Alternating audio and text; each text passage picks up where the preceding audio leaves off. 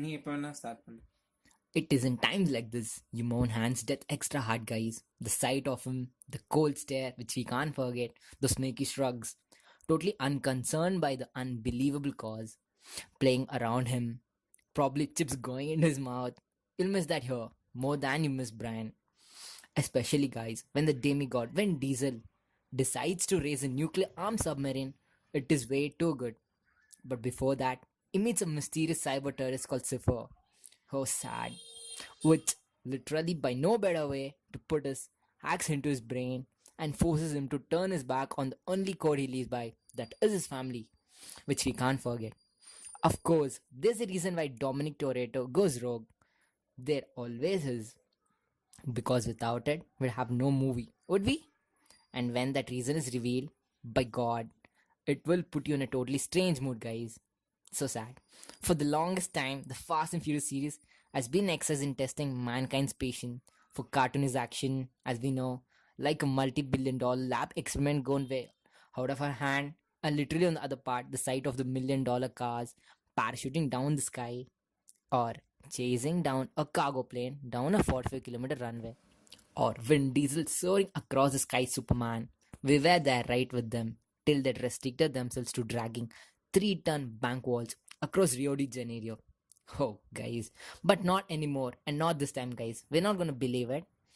And as if all this, the insane timeline, the devil may care attitude to the action, the uncomfortable with playing out between The Rock and Vin Diesel wasn't enough and was not that thrilling.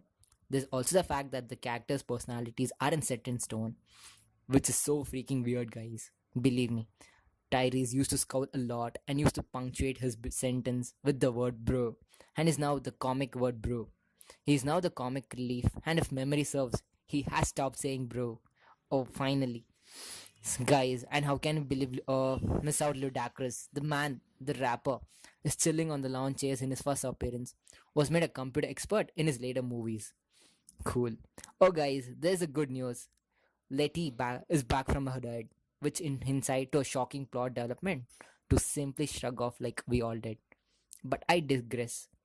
Let's come back to the point, guys. When Diesel was raising a nuclear armed submarine, and we were missing Hans' classic reaction shot, that frowning smile on his face, and a bag of chips in his hands.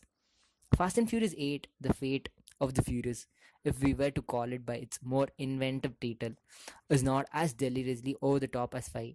It isn't as emotional as 7, and it isn't as all as awesome as Tokyo Drift used to do with its drifting skills. But none of this matters. It is, however, the strangest and the darkest film I've seen in this series. It's so hard to say this. Okay, guys, let me put the eccentricities of the plot aside for a moment. Because being a fan of this franchise, someone who has been there right from the beginning, I realize that what really draws us to these movies is the action. It used to be the characters too once upon a time, but now, sadly, and it's so sad, it's just the action, guys. But director F. Gray Gary, who has made some fantastic films in the past, seems to be too stuck down by the behemoth this series has become. There's no authorship to this film. It could have been directed by any of the series' previous filmmakers, and no one would have noticed it, guys.